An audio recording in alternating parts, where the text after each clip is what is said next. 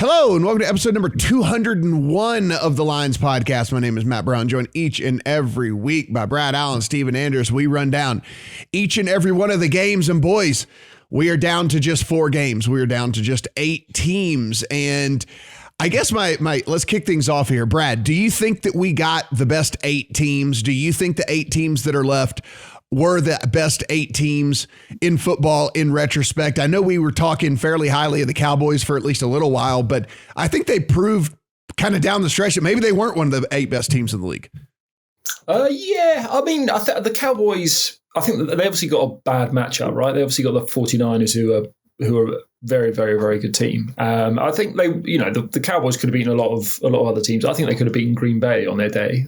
So they had a huge upside, but we talked about, the coaching was bad. Some of the decision making was bad. Dak was, inaccurate sometimes this year. So I guess they were going to lose at some point, perhaps. Steven, what do you think? Best 8 teams that we got here when it's all said and done? Maybe not the best 8 teams, but I think the best 4 teams in the NFC. I just think the NFC was a little stronger this year than the AFC. So maybe the Cowboys are better than a couple of the teams remaining in the AFC. But for the most part, yeah, I mean, we have the top 4 seeds remaining in the AFC. You have the 49ers upsetting the Cowboys on the NFC side. So I think you do have the top 4 teams in each conference at this point.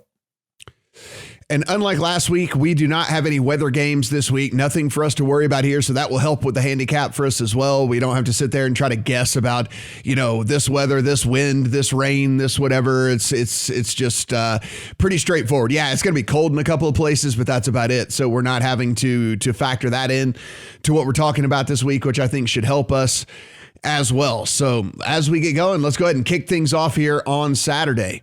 Cincinnati Bengals and the Tennessee Titans. The Titans are 3.5 point home favorites over the Bengals. It is 47.5, your total as we sit right now.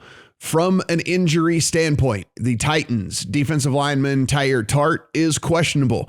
As we sit here, reports are rolling in that they are going to activate Derrick Henry. We thought that was going to be the case anyway, but they are formally going to do it on Friday morning. So Derrick Henry should be back out there. Guys, I read up 3 different articles on this from 3 different doctors who were speaking on this injury. Apparently the re-injury percentage is a little bit over 33%. So like a third chance or something like that.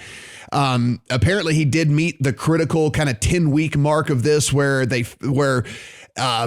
people in historically have been able to at least come back and start going with their heavy athletic activity and stuff like that. So he did reach that 10-week mark before this game will be played. So that is working in his favor. One thing to point out is there is a rod and screws in his leg now in order to assist in this to assist in this recovery. So that is something that we know is going on with him as well in all of this. So it will be very interesting to see if he gets that full workload for the Titans team, or if Donta Foreman and he kind of like split carries in this whole thing. I think a lot of people's handicap for this game, if they were on the Titans, was, hey, Derrick Henry's coming back. Let's go ahead and jump on this thing right now because Derrick Henry's going to be back against the Titans. Well, at least he will be back. To what extent, we don't really know. Brad, I want to start with you because I know you're on the opposite side of this one as me and Steven. You are one of those guys that has backed the Titans. 1, what do you expect out of Derrick Henry in this one? And 2, what led you to taking the Titans side here? I'm not expecting too much out of Derrick Henry. I don't think it's a huge difference either way. I think Deontay Foreman's proved he's a very solid back. Maybe he's got slightly fewer explosive runs than Derrick Henry, but he can hit the hole. Why did I back the Titans? So the huge mismatch here is this defensive line, 6th in the NFL in getting pressure when just rushing 4. Against a Bengals offensive line, 30th in pass block win rate with a backup right tackle. Now that the Bengals got away with it last week, right? Well, I kind of gave this handicap last week.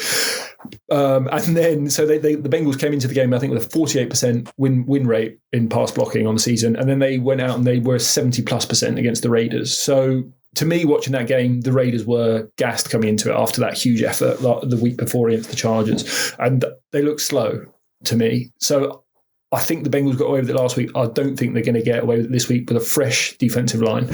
And if you can't block the 4 up front, then they just drop the 7 into coverage, and you don't have those just easy one-on-one go balls, which is basically what the Bengals offense is. And then obviously offensively, Titans got the ball. This is going to be, they've played about 40 snaps all season with AJ Brown, Julio Jones, Derrick Henry, Ryan Tannehill, everyone going.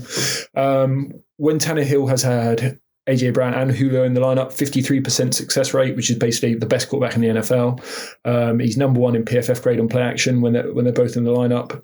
And I don't think the Bengals can stop the run here either, because they're missing Mike Daniels, they're missing Larry Ogunjobi at defensive tackle. The Titans' offensive line is healthy, so to me, they're going to be going at 5 yards a clip on the ground. The linebackers are going to have to start coming up to play the run, and then Tannehill will just do his play action stuff all day long in behind them. So to me, it's a bit of a mismatch on both sides of the ball. Yeah, it's pretty interesting though. If you do look, as far as pass rush win rate over the course of the season, the Tennessee Titans come in at 21st in the NFL. They're below the Seattle Seahawks. They're tied with the Jacksonville Jaguars. They're below the Houston Texans, below the Jets, below the Bears when it comes to pass rush win rate. So I'm actually not all that concerned, to be perfectly honest with you, about them getting to. Wrong. I'm sorry. I truly believe that's just wrong. I'm so confident they're going to destroy this offensive line. Yeah, I'm actually not all that concerned with them getting to getting burnt. One, they are very aware. I mean, Cincinnati's very aware. Not that I think Zach Taylor's the sharpest coach out there, because I don't. But I think, they're very aware where the deficiency lies here. And you saw last week they were getting the ball out quicker. They were scheming around what they knew to be a mismatch in the defensive line from the Raiders and their offensive line. And so I think that's going to be a lot of the case here. That being said, the Bengals offensive line was 30th in the NFL in sacks allowed. Now, sometimes they say that sacks are a product of the quarterback and not necessarily the offensive line. So I'm sure Burrow was trying to do too much somewhere along the way with all of that. But if you look at these defenses, as far as the fact that they won't be able to stop the run or whatever, these two defenses are actually pretty identical when it comes to numbers. Like overall EPA per play, the Titans were 13th in the NFL. The Bengals were 14th in the NFL. Drop back EPA per play, Titans defense 9th overall in the NFL. Bengals 10th overall in the NFL. Rush EPA per play, the Titans defense 13th, Bengals defense 14th. So there's not a big difference here in the two defenses as it is anyway. In all this. So I think they're getting a little bit of a bad rap here in all this, Stephen. I know you and I are both on the same side here, taking Cincinnati plus the 3.5. What led you to Cincinnati plus 3.5? I just couldn't get to the number, quite frankly. I mean, Mo Noir, our senior writer, redid his power ratings coming into the postseason. He had these two teams separated by half a point. So to get to 3.5, to me, you are giving a lot for home field advantage. You have a lot of faith in this healthy Titans offense clicking on all cylinders when they've been fully assembled. And, maybe some early week movement here with some doubts about Trey Hendrickson coming back. Ogunjobi did hit IR, I believe, so he's out. But it looks like Trey Hendrickson's going to play in this game. So a little less concern there. But I just couldn't get to... Yeah, he's fully cleared. Yeah. So he's going to go. So I just couldn't get to 3.5 here. I don't disagree with the offensive line concerns with Cincinnati. For me, it was... Yeah. And I do think they probably got away with it last week. They're facing a similar defense this week in the fact that the Titans don't blitz very much and they get a little less pressure than the Raiders do. So maybe it was fatigue, like Brad said, of playing an overtime game and then flying across after a night game on Sunday. But I'm kind of looking big picture here to make this bet, because the biggest reason is the difference in the offensive production between these two teams. I mean, the league average for yards per play is 5.5. And since week 8, the Titans have had 2 games above that mark, a loss to the Patriots and a win over the Texans. So who cares about that game?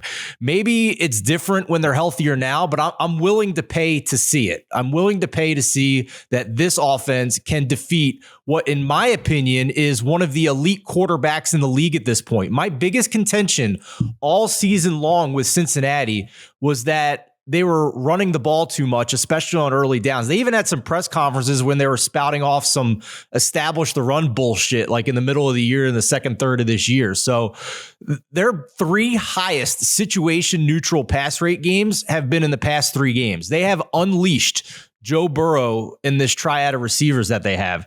12th overall in weighted offensive DVOA on the season against a number 21 DVOA defense in Tennessee. From week 8 to week 17, we're going to take out week 18 because Burrow didn't play. So from week 8 to week 17, the Bengals are top 6 in dropback EPA and success rate. From week 11 to 17 after their bye week, 2nd in dropback EPA, 7th in success rate. Final 2 starts of the regular season, number 1 in dropback EPA, top 5 in success rate. Those were games against the Ravens and the Kansas City Chiefs. This is an elite quarterback, guys. He led the league in yards per attempt. He was behind only Aaron Rodgers, the likely MVP, in passer rating. So given all those other peripheral concerns with the offensive line, maybe the defense as well, I'm not betting on the Cincinnati Bengals to win this game. I'm just betting on them to stay within the biggest key number of all at 3.5. So that's kind of where I'm at on this one. And the only debate I would have is I couldn't figure out which bet I liked more after talking to Mo this week. The plus 3.5 or maybe Cincinnati team total over 21.5. That was the only debate I had on which of those two I liked better. Guys, I'm going to give you 3 numbers: 310, 322, and 301. Do you know what those numbers, the significance of those numbers are, Brad? Are they Joe Burrow passing yards? No, those would be 300-yard pass games that the Titans have given up in the last 6 weeks to Mac Jones, to Jimmy Garoppolo, and to Davis Mills. Those are 300-yard passing games given up over the last 6 weeks by this Titans defense to Mac Jones, Jimmy Garoppolo, and Davis Mills, and now rolls Joe Burrow and company into town here. I honestly believe this team is going to have some success through the air here against this team, and I think it's going to be a lot tougher than people Sneaky think shootout for the Titans to get it. I honestly think that this could end up being the weirdest, highest scoring game of the week. Yeah, I do. I think that this could be one of those games where the play action gets back rocking and rolling for the Titans. They're able to hit some deep shots to AJ Brown, things like that, and then Burrow and company just kind of do what Burrow and company do. Just some stats here if you are playing props or whatever. The Bengals' big playability in all of this, and again, if it comes down to highest scoring team or highest scoring game, or even if you just want to play straight player props, Cincinnati had 21 non-red zone touchdowns this season. That was the most in the NFL. 11 of their 52 offensive touchdowns went for 40 or more yards, if that tells you anything. Ja'Marr Chase had 7 touchdowns of 20 or more air yards. The Titans allowed 7 touchdowns of 20 or more air yards on the season. That's 6th most in the NFL. And here's just a fun fact, and this one's just nothing more than a fun fact.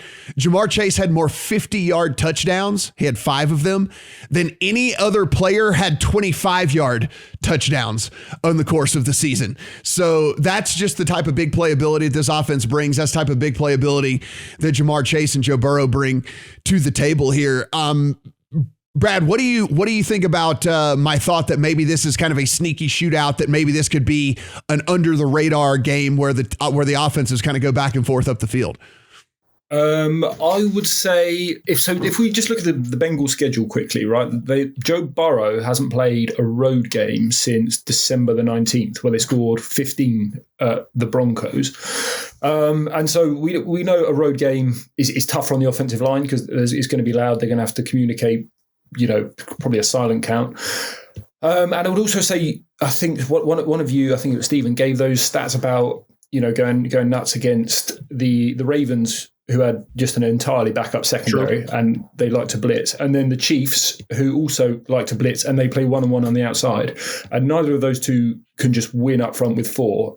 And I would say, I guess the difference here is I strongly believe that this Titans front 4 is going to go nuts. I'll bet 3 of them to have sacks individually.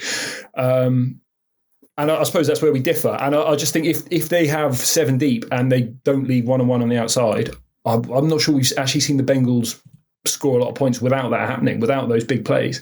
So I don't think the Bengals are scoring points. So I'm not on those high scoring Brad, games. We have seen that in the stats, right? That they have very high EPA numbers, but lower success rate. So they're explosive, but they're not necessarily consistent on offense, the Bengals. So the stats do definitely reflect that.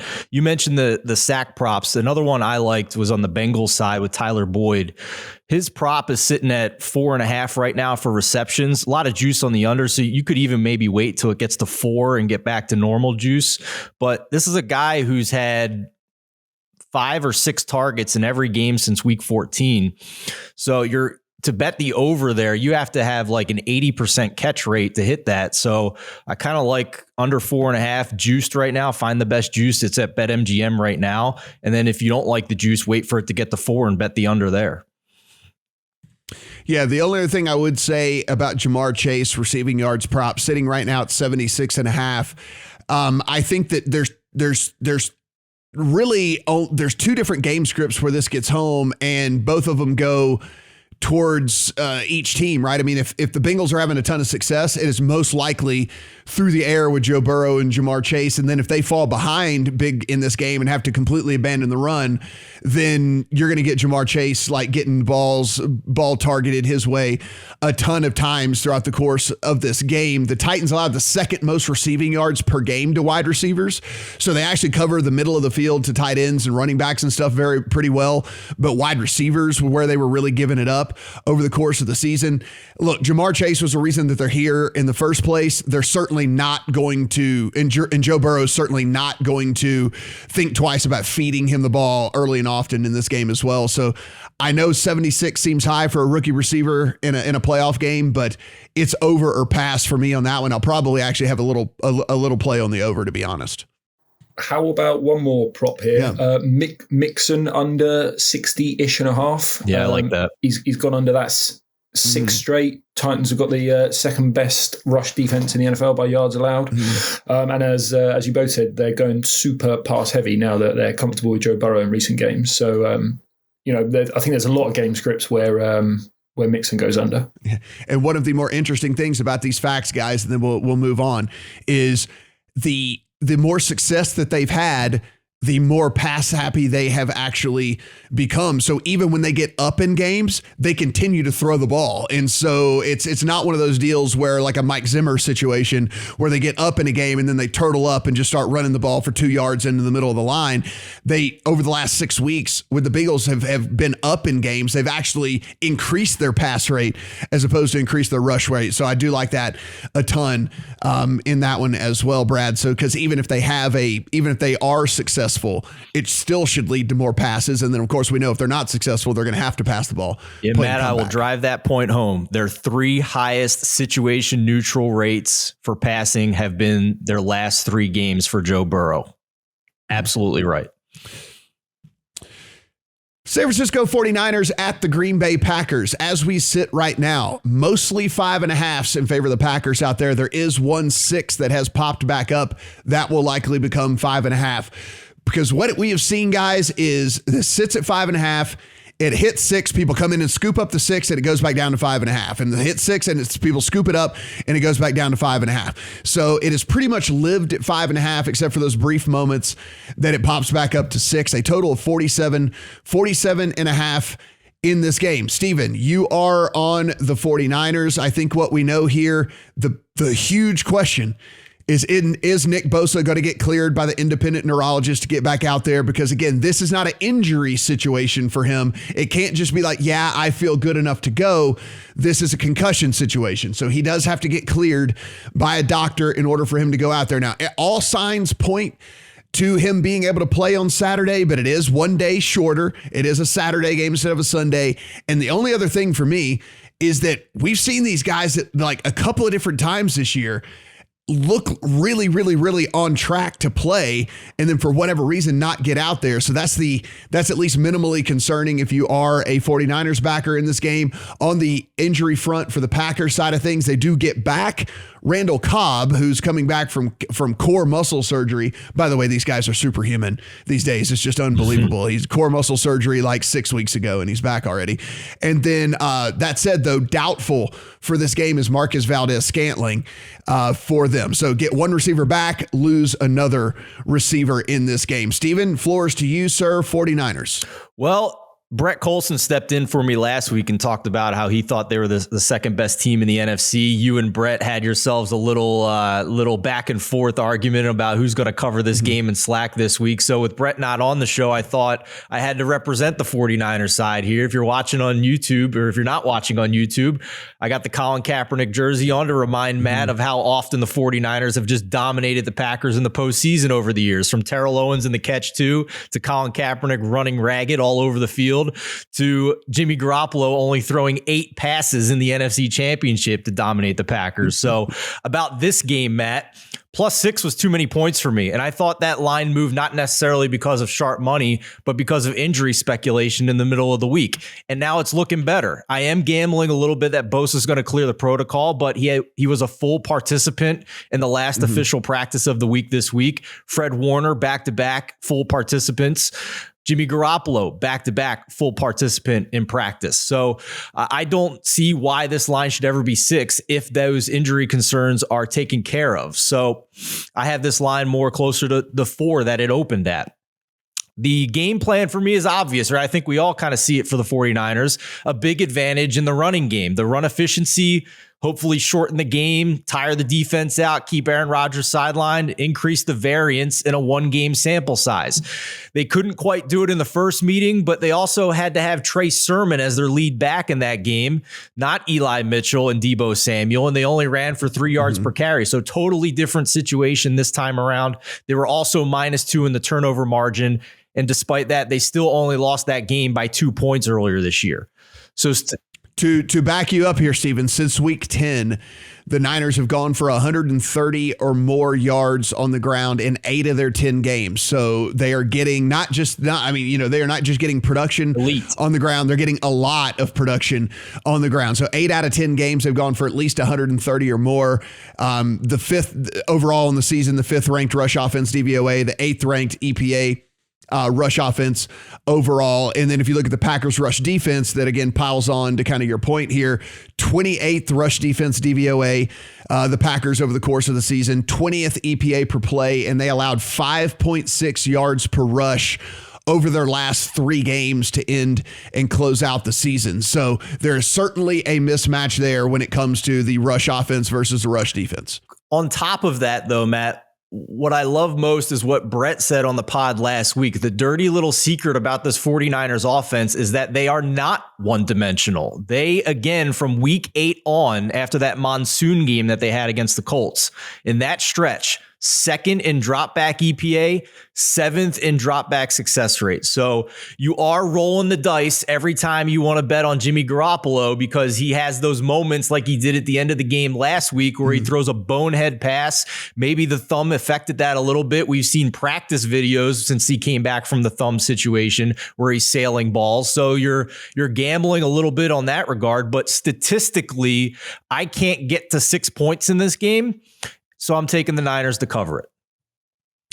I took 4.5 on the Packers, but I do think 6 is too much. Okay. And so I think I can have both. I think I can hold both opinions, right? Like I took the 4.5, but I do think that 6 is too much in this one. I think one of the underrated things here, Brad, is actually just how efficient the Packers are in all aspects of their offensive game. Of course, we understand that Aaron Rodgers, Devontae Adams pass connections just absolutely absurd and unreal. But the run offense for the Packers is kind of under the radar good, right? They're the 5th in the NFL in EPA per play versus 7 in the box. And they actually get 7 in the box so often because you just can't go one-on-one with Devontae Adams because it spells so much trouble. So like when they get 7 in the box, they're averaging 4.72 yards per carry on the season, and they see so few stacked boxes because of that Aaron Rodgers, Devontae Adams thing, that's the look that they get the majority of the time. And so we understand that the path of least resistance here is to pass the ball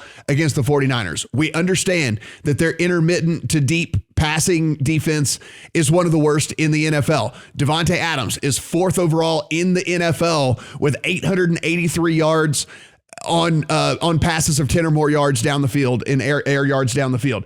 That is going to happen again in this thing. That is going to be a focus point for this Packers offense. If you look, San Francisco, they allowed a 54% completion percentage, 12 yards per attempt, a 111.4 passer rating, and plus 8.6 CPOE on those 10 or more air yard passes down the field.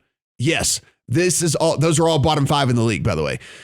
That is going to be a part of this game, but I think people are underestimating how successful that this Packers team can be on the ground as well, because people have to respect what Aaron Rodgers and Devontae Adams are able to do. But I think if you're the 49ers, you want them to run the ball. 100%. Right? You'd much rather Aaron Jones, because you've also got 49ers, the best rush defense in the NFL over the second half of the season, number 1 from weeks 10 to 17 in DVOA. And I do think they can probably stop the run with the light box. You know, you're going to have Nick Bosa versus Billy Turner on the right side. You've got Eric Armstead on the interior. I don't think the Packers are just blowing them off the ball for 4.7 yards a carry, as you were just talking about there. Now, I think the Valdez-Scantling loss is big as well, because, you know, the 49ers, they want to sit in their cover 3 zones, and they don't really want to man up. But if they don't have to respect a deep threat, I mean, I assume they're going to send Lazard deep, but he's not the same deep threat that MVS is. Rodgers' yards per attempt, it drops off by about a yard per attempt with MVS off the field this season. So if they can't run the ball, suddenly everything is compressed as well, because they're not respecting the deep threat.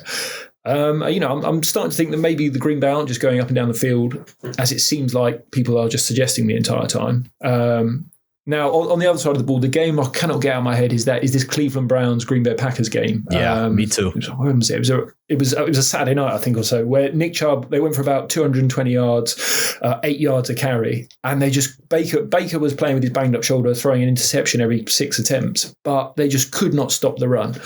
And I think the 49ers are just a better version of the Browns, but they've also got this banged up quarterback. So, like, I really want to back 49ers +6, but I'm slightly terrified that Jimmy G. Now, obviously, the thumb is bad enough, minus whatever it's going to be, 0 degrees, 4 degrees, something stupid. He hasn't played an NFL game in that temperature. You know, he's talking in the week, he's used to that temperature from his college days. But, you know, that he is a San Francisco guy at the minute. So is he going to be comfortable with the banged up shoulder, the banged up thumb in that temperature? And can the 49ers win the game just running the ball? At -2 in turnovers as well, because Rodgers isn't going to turn it over. It starts to get quite dicey. So I would definitely lean 49ers +6, but there is definitely games where Garoppolo throws 3 INTs and they lose by 15. Matt, there is such The of note though, just with the run defense stuff and everything. And again, I understand that you can't just assume instant elite production or anything like that, but Zadarius Smith back for the Packers in this game. Whitney Merciless back for the Packers in this game. Jair Alexander, which should help out on the outside in covering, which would allow them to play a little bit more aggressive against the run as well. All going to be back on the defensive side of the ball for the Packers. Now, there's likely to be some sort of snap counts on these guys. They're not going to be in there every single down for this team, but that is 3 big reinforcements for the Packers defense getting back in there for them. Matt, would it shock anybody if the Niners won by a couple possessions here, if the Packers won by a couple possessions, if it was a close like this, despite this game being the biggest spread of the weekend? I think this has such a wide range of outcomes. And to echo Brad's point, I think it revolves entirely around Jimmy Garoppolo. Like, would it surprise anybody if, just like that Browns game against the Packers, the Niners rush for 200 yards and Jimmy G throws 4 picks like Baker Mayfield and they lose the game? So everything revolves around that thumb in this game. And if they can do enough running the ball so that Jimmy doesn't have to throw a lot, and if he does have to throw, is he going to be sailing passes for picks? So that's a really hard thing to handicap. And like Brad, I am terrified because that is in the range of outcomes, but I also can't lay 6 with the Packers. If you're a 49ers backer, you better hope James shows up and not Jimmy. That's all I'm saying. Like you better hope James shows up and not Jimmy in this thing. One interesting fact that I did see over the course of the season. Now, look, Aaron Rodgers doesn't get pressured, like he doesn't feel pressure, and getting Bakhtiari back this week as well should only help in that situation. Like when he's not pressured though, obviously he's lights out, right? He's over 75% completion percentage, a 122.6 passer rating. But on those rare occasions where he is pressured and does feel pressure, his completion percentage drops in half, 36.1% completion percentage for Aaron Rodgers when he is pressured. So that is something to think about. If Bosa can win and win often in this thing, would be that Aaron Rodgers, while he doesn't get pressured very often, when he does, he literally falls off a cliff when it comes to completion percentage. So that is one other thing. And guys, just a prop real quick before we move on that I just want to get y'all's thoughts on. This hasn't gotten in my account yet, but hey, we're talking through things here and want to see what you think here for the listeners and the viewers. So 40.5 yards for A.J. Dillon as a rush prop in this game. I am under the assumption that the Packers are going to go with Aaron Jones in this game. They're going to go with the dude that they trust, the dude that Aaron Rodgers trusts, the guy that they have basically limited his workload all year long to make sure that he was healthy for the playoffs. And then even further the point, like we just said, the path of least resistance here against the 49ers is throwing the ball, not running the ball. So just curious on y'all's thoughts, like 40.5 yards for A.J. Dillon, given those kind of circumstances here. I don't like it. Would you? Because like Brad said, number 1 rush defense and DVOA, but they're also number 1 in rush D EPA and success rate since week 8 on. So they are legitimately the best run defense in the league over the second half of the season. And the games that A.J. Dillon has gone over that number, I'm looking now, we're pretty much against bottom half of the league rush defenses. Yeah. So I'm not big on that one myself. Yeah, that's what I'm saying. No, I'm talking about the under. Oh, you like the under? Like, okay, yeah. In that case, yeah. I'm saying that, like, wouldn't they go with Aaron Jones? Wouldn't and then and even if they do, I'm not sure he's going to have success. So yeah, I do like the under in that case. Brad, thoughts? Yes, I suppose I would say, is he the cold weather back? Because True. Aaron Jones is about 180 pounds when dripping wet, and obviously A.J. Dillon is like man Hulk. So, is he who they turn to as kind of a hammer if they do get a lead? I'm not sure. One on the other side, I did bet Eli Mitchell and Debo both over their rushing yards. Basically, if Eli Mitchell was healthy, they give him 28 carries. And I'm thinking, even if they get down 14 points here, the Shanny script goes awry, the LaFleur script is great, and they get down early. They're not giving this game to Jimmy G. They're still going to hammer away, I think, because they can't, even against the Cowboys in its second 11, they still run the ball because they can pick up chunk plays because they are so explosive. And Debo, he got 10 carries, he got 3 targets last week. So I think he's actually got quite a high drop rate this season. So again, I think that's how he's going to be used as well. There's no preserving these guys. It's hammer Eli Mitchell and Debo Samuel. I think that's got to be the game plan here. So I think you can bet them both over. What number did you get Debo at, out of curiosity? I got 39.5. Okay. So yeah, you still like it, even though we're seeing inflated numbers at this point. And I don't disagree with you because the usage backs it up. Mm-hmm. Yeah, no, yeah. I'm with it. Los Angeles Rams and the Tampa Bay Bucs. Guys, this is sitting 3. It is sat 3 pretty much most of the week. There are a couple of 2.5s that are popping, but when the 2.5s pop, it gets back to 3. So it's kind of like the same thing we're talking about with the Niners and Packers. It's anytime it hits one number, it gets bought up and it goes back to the other. So look around. If you do want the Bucs, a 2.5 will pop. You'll have to pay a little bit of juice on it before it gets back to 3. So if you want the Rams, 3. Readily available as well. 48.5 is your total. Guys, this is what we talked about. Brad, this is what you and I talked about on the pod last week. You know, a ceiling game from the Rams can look about as good as any team in the NFL and maybe look like the very best team in the NFL. We got a ceiling game from the Rams last week from every aspect, from the defensive line, keeping Kyler Murray completely off his rocker back there, to Stafford playing basically a perfect game, to Odell Beckham showing up and being a weapon for them. I mean, Cam Akers looking like he never even had friggin' a ruptured Achilles. I mean, I think the most ridiculous thing you've ever seen. So you got that ceiling game. The Bucs, we didn't have to really see much from them. I mean, that was a coast job from the very beginning. We figured that was going to be the case. I thought the Eagles might even get shut out at some point in that game. Brad, look, to me, it comes down to very simple, and just full disclosure, I've got a Rams +3 ticket. I'll probably end up playing Rams money line as well.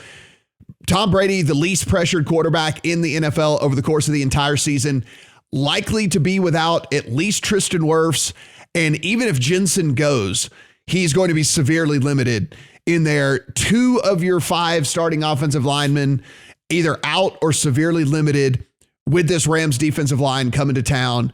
I just think that that's going to be too much here for Brady in this game. And I like the Rams to win an ugly one. I don't think it's necessarily going to be anything that makes you feel super confident in the Rams moving forward.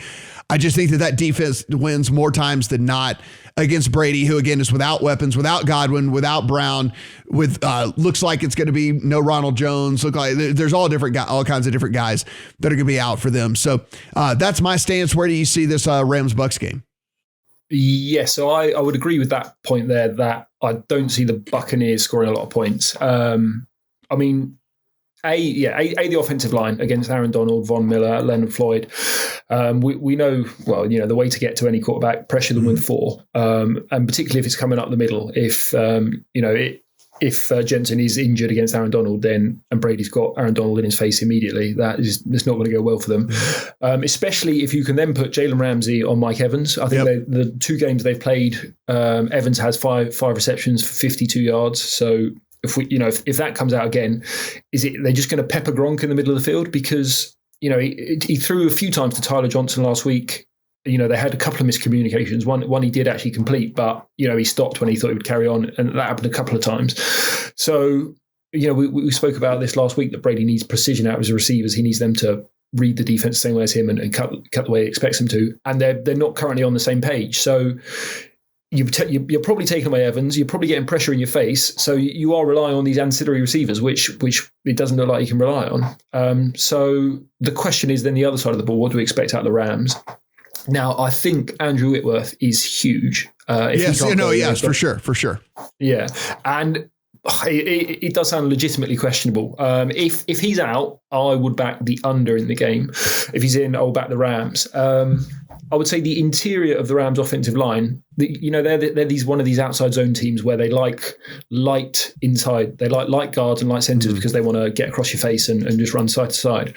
Well, that's not ideal against Vita Vea and Ndamukong Suh. They're going to be giving up like 60 pounds on these guys. Jason Kelsey got mauled last week by Vita Vea a few times just because he's just smaller than him, and there's not much you can do about that. So yeah, I would say if Whitworth goes, then I think they can move the ball a bit. But if he doesn't go, then there's mismatches all along that offensive line as well, and I think we could see quite a low-scoring game.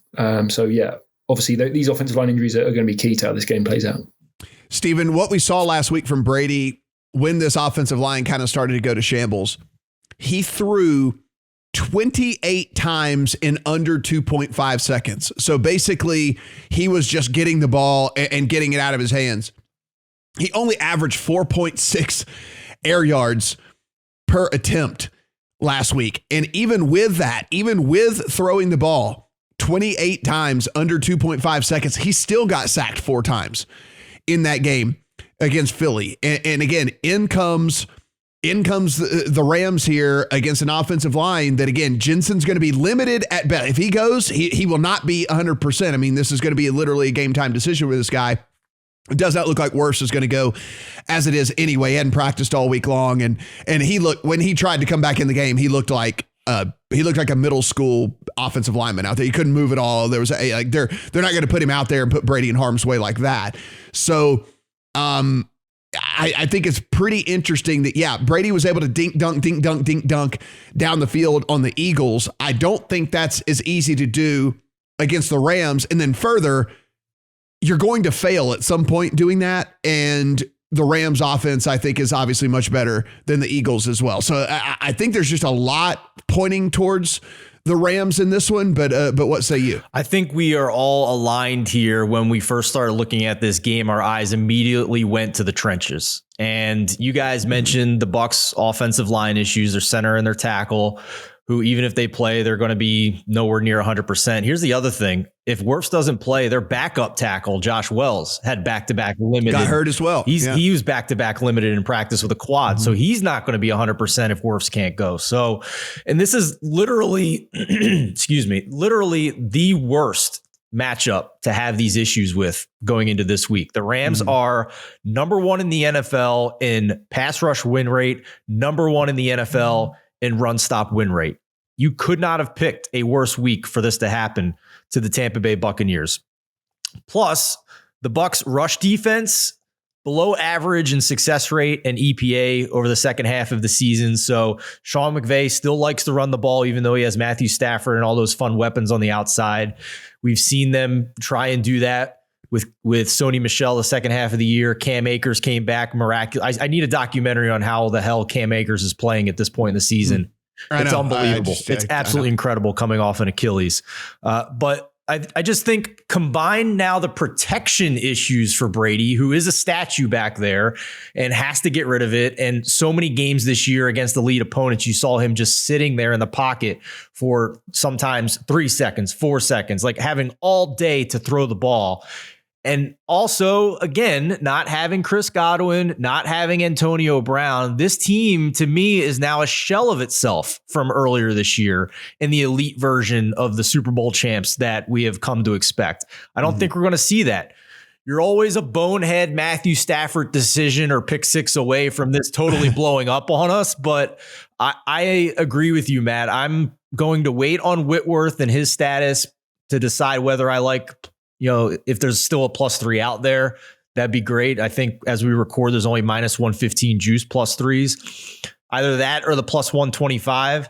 And I might even sprinkle an extra half unit on a Rams alt line of like -3.5 +200, because I think that there is a pretty decent range of outcomes where the Rams win this game fairly easily.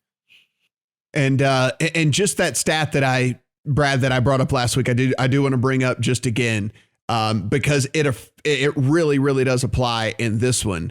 So the Bucs blitz at the second highest rate in the league, and that's how they have a lot of success on the defensive side of the ball.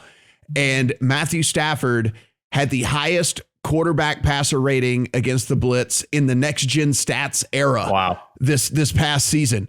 And he has a higher completion percentage when blitzed than when not. And I think what this shows here is just, if you give Stafford too much time, he galaxy brains and maybe tries to do too much and doesn't get things done. But when he has to make quick decisions and he doesn't have all the time in the world to sit back there and try and, do too much or whatever, he actually is really, really accurate and really makes really good decisions against the blitz. And again, unless the Bucs completely change their defensive scheme, they are, again, the second highest blitz rate team in the NFL, then that could actually favor Stafford in this Rams offense as well against this team. So it should be some interesting matchups out there in this one. Like I said, I already have the Rams +3 sitting in my account.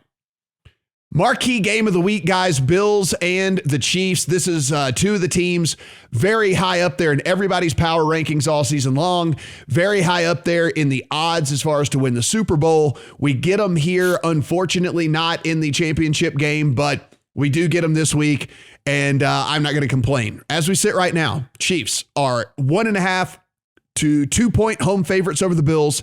53.5 to 54 is your total in this one. This has been at 2.5. This has been down to 1. It is settled kind of in this 1.5 to 2. So the money on the Bills has come in, and the money on slightly on the over opened at about 53, sitting 54 at the majority of the books out there. So a little bit of over money coming in on this one. Steven, this is the game that I don't have a bet in my account on, yet it is the game I am most excited for this week. Typically, if you ask me what game are you most excited for, it's probably going to be 1, 2, 3, and 4 are going to be games that I have bets on. And like that's in any given week. I actually don't have a bet in the account on this one yet. This is the game that I'm most excited about. Yeah, this week. Smallest edge of all the 4 games for me, but the get your popcorn ready game, right? Like this is going to be so much fun to watch this rematch. The one thing I noticed is that if you do want to back Buffalo in this game, to me, I would rather bet their Super Bowl futures before this game, plus 550 at BetMGM. I think that actually is a case where the futures right now are better value than a rolling parlay. The Bills are plus 125 on the money line this week. That might even shorten up even more. So if you're hearing this and that's still there, that's probably the best number that there is. But this is why I like the futures more. If plus 125 this week, probably a 5 or a 6 point favorite against Tennessee or Cincinnati if they win. And even best potential payout scenario as a slight dog against Green Bay in the Super Bowl, which I'm not actually convinced the Bills would be a slight dog in the Super Bowl against Green Bay. I estimated that rolling parlay would pay less than plus 500. So plus 550 at BetMGM right now, plus 500, still a little bit of better value on the futures as well. Christian Cipollini from BetMGM, a trader over there, told me Monday that the winner of this game is going to have Super Bowl odds shorter than 2-1. And right now they're at plus 550 for the Bills. So I would rather bet the futures for the Bills at this point than take money line in this game. And a lot of it is belief in Josh Allen, man. He threw, if this was baseball, he threw a perfect game last week, and he did it in negative wind chills. It was incredible. Touchdown every drive. The last 150 plus passer rating game in a playoff game was Kurt Warner in 2009 with the Cardinals, that 51-45 win over the Packers. And he had the luxury of perfect conditions in a dome. And Josh Allen did it in the dead of winter. So I don't have much of an angle or an edge in this game other than that numbers angle with the Bills futures. And I think that their ceiling is really, really high as Patrick Mahomes with Josh Allen in this offense. And I'm just hoping that the Bills defense, which is obviously better than the Chiefs, can hold up against Patrick Mahomes. That's how I see it. Brad, going to be an interesting matchup in this one as well. Tyreek Hill versus kind of the Bills corners. We know Tre'Davious White is out. Teron Johnson has actually stepped up really well.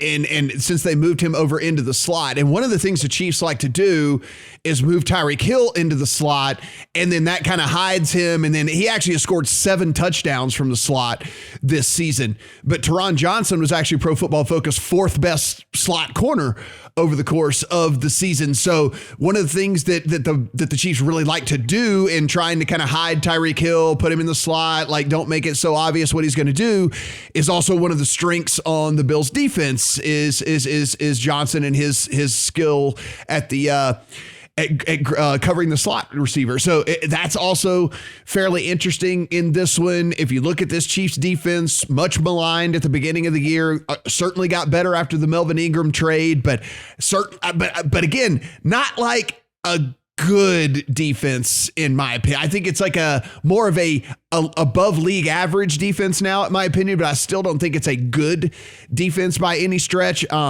I'm really, really interested in this matchup, but I couldn't find an edge here. I couldn't find a position that I wanted to take. Were you able to get there? I was not able to get there. I think I would, if forced, I would probably go the Chiefs for a couple of reasons. One is just I don't think you can be buying any higher on Buffalo, obviously, after what they did last week in a game where a lot of little things broke their way. Obviously, I think the weather that usually favors the home team. Obviously, Mac Jones couldn't really throw it. He's out there wearing a wetsuit and not completing any passes. Looking at his own breath on the sideline. The first touchdown, Josh Allen's trying to throw it away, and like Dawson Knox just goes up and grabs it. Micah Hyde makes that insane interception. So there was like every little thing went perfect. And Rob Pizzola did a little study he was talking about this week where he looked at when Josh Allen went supernova, and he looked at the games after that, and he basically just went back to the baseline. It wasn't predictive. And speaking of baseline there, Brad, do you think, though, it's talking about the buying high, right? So would we say that the ceiling of both of these two teams is probably about equal, but then the floor is just much lower for the Bills than the Chiefs? Would you think that that's a fair statement? Yeah, I would say so, because I think Josh Allen he's got that game in him where he throws just two boneheaded picks and it doesn't go well for him. Whereas, you very rarely see that out of Pat Mahomes. You've seen that like 3 games in his career probably. So yeah, I think that is fair. So there's that. The other side of the ball, I'm not convinced this Bills defense is the best defense in the league, as Football Outsiders would have you believe. Since they lost Trey White, they've basically faced one good passing offense, which was the Bucs, and Tom Brady went bananas. So I think they probably do get exposed here. I do think the Chiefs score their points, and then that does leave Josh Allen in comeback mode. Now, Brandon Thorne, he breaks down defensive, offensive line matchups for Establish the Run. He had this as a mismatch. He had the Chiefs DL having a big edge over the Bills' offensive line, particularly Chris Jones on the interior against the guard and the center. And so they're probably going to double team Chris Jones, which leaves Spencer Brown, the rookie right tackle, 1-on-1, probably with Melvin Ingram. And again, Brandon Thorne, he likes that matchup for the Chiefs. So it's not quite. If it goes off Pick'em, maybe I'll jump in. Maybe I'll have a little bit of KC first half. But yeah, I mean, I think it is a well-lined game, but I would lean Chiefs. What do we think, just real quick on the way out on this one, what do we think about the total here? I mean, 54,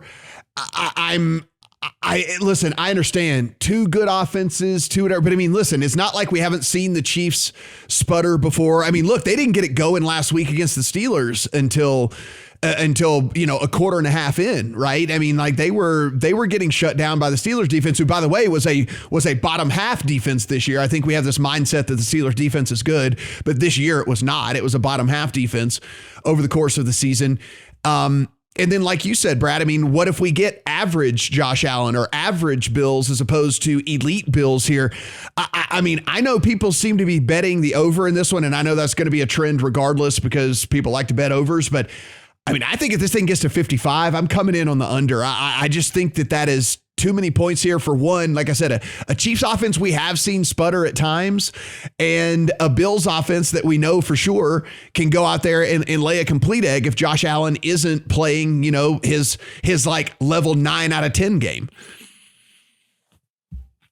Yes, give me your Brad. Yeah, I'll jump in. I'll probably lean to the over because, as I say, I don't rate the Bills' defense. I don't think they're really slowing down Patrick Mahomes. I mean, yeah, they started off slowly last week, and then they scored 5 touchdowns in literally 10 minutes. So they can go nuts at literally any point. And I would say who on the Chiefs is good enough to defend Josh Allen? Like, that one of their linebackers was getting arrested this week.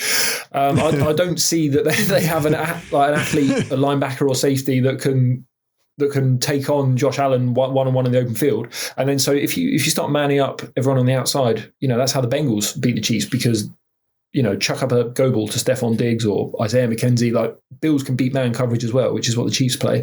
So I would probably, if it goes for 53.5, I think that's probably a take on the over for me personally.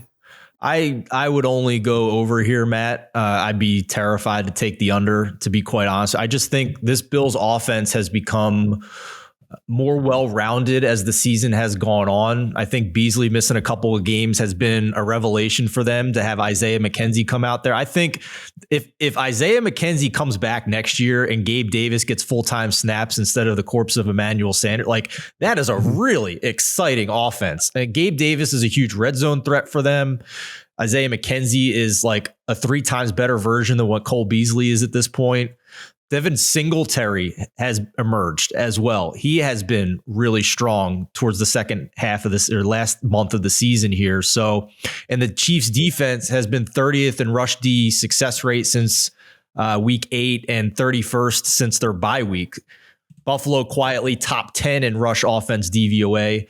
So I think the Bills offense can do literally whatever it wants in this game. The only question is, can they outscore the Chiefs if Brad, like he says, the Bills defense is potentially overrated playing a soft schedule this year? I think it's a shootout. I do. Yeah. I have a pretty strong lean to the Chiefs. It's not in my account yet. Look, it's Mahomes at home. I think the Bills need to play perfect in order to win. And I think that their perfect game is probably better than the Chiefs' perfect game. But again, they got to play perfect. And I don't think that you can play perfect all that often. And they did that last week. I mean, minus 125 on the money line just to erase any sort of fluky, weird 1.5 spread. I'd probably just play the money line at minus 125 as opposed to bring that 1.5 into play and just get in on them at a price like that. So could end up in my account like that before it's all said and done here for the Chiefs. Guys, I am super excited about this week. Of course, look, bets on 3 of the 4 games were, and then the fourth game is the one that I'm most excited about, the one that I don't have a bet on quite yet. So I can't wait to get this one done, and I can't wait to get back in here and us talk about these championship games as well next week. So good luck on all the bets this week, everybody out there. For Brad, for Steven, I'm Matt. Talk to you guys next week.